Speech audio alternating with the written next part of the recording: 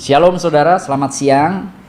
Saya harap Bapak Ibu Saudara di rumah ataupun mungkin sedang di kantor di jam istirahat semua dalam keadaan yang sehat, penuh damai sejahtera, dan penuh dengan penyertaan yang daripada Tuhan.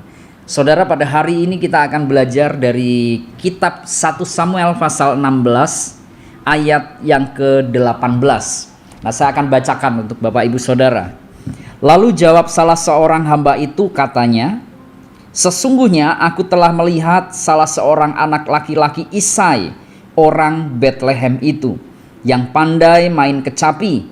Ia seorang pahlawan yang gagah perkasa, seorang prajurit yang pandai bicara, elok perawakannya, dan Tuhan menyertai dia." Ayat 19 yang menjadi pengantar bagaimana Daud bisa masuk ke istana. Kemudian Saul mengirim suruhan kepada Isai dengan pesan, "Suruhlah kepadaku anakmu Daud yang ada pada kambing domba itu." Nah saudara, di ayat ini menceritakan konteksnya waktu itu Saul diganggu oleh roh jahat. Dan kemudian para bawahannya mengusulkan supaya Saul itu tidak diganggu oleh roh jahat, maka perlu ada orang yang memainkan alat musik. Sehingga dengan permainan alat musik tersebut roh jahat itu bisa pergi.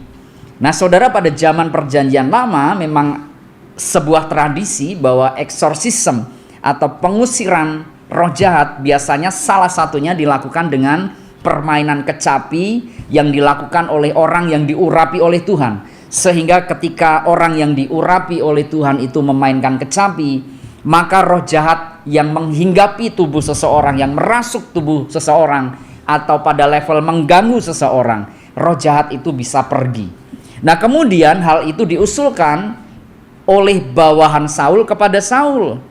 Kalau mau roh jahat itu undur daripadamu, panggillah orang yang pandai main kecapi, yang diurapi Tuhan.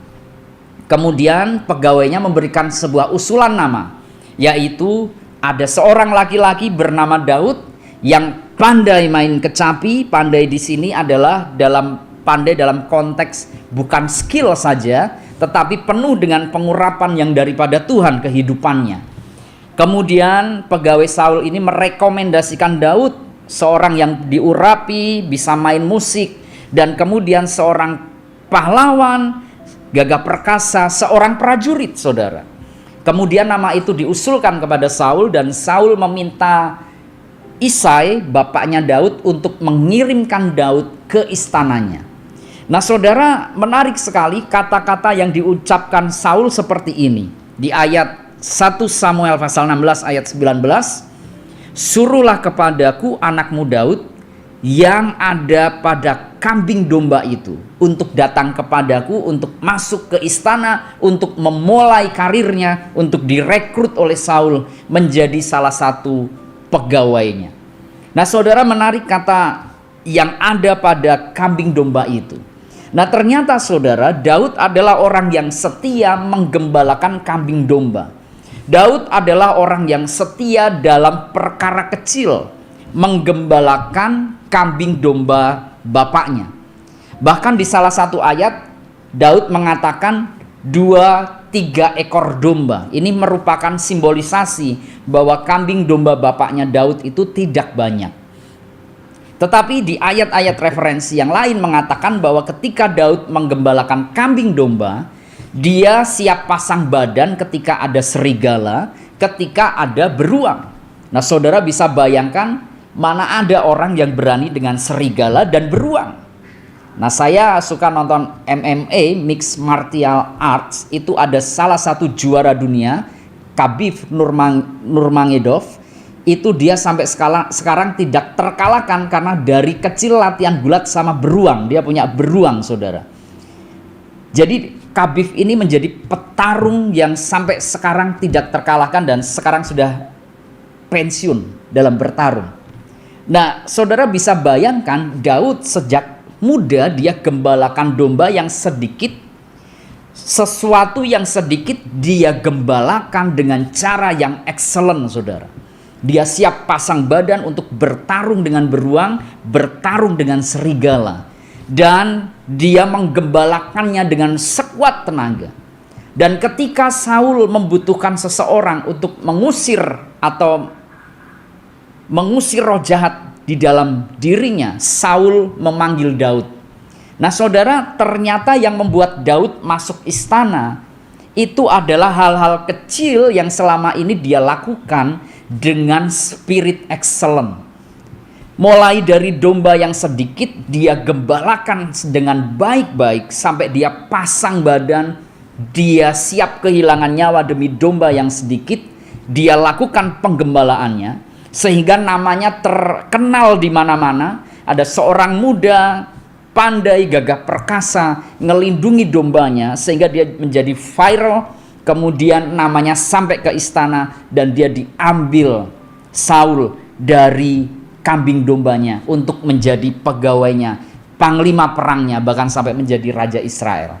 Nah saudara, dari hal ini kita belajar bahwa sesuatu yang kecil, sesuatu yang kelihatannya receh, sesuatu yang kelihatannya remeh-temeh dipercayakan kepada kita, kita kerjakan dengan spirit excellent, kita kerjakan dengan maksimalnya, kita beri sesuai bahkan melebihi ekspektasi orang yang kasih tanggung jawab kepada kita, maka hal itu bisa menghantarkan kita kepada pintu yang namanya keberhasilan dan keberuntungan dan terobosan di dalam hidup kita.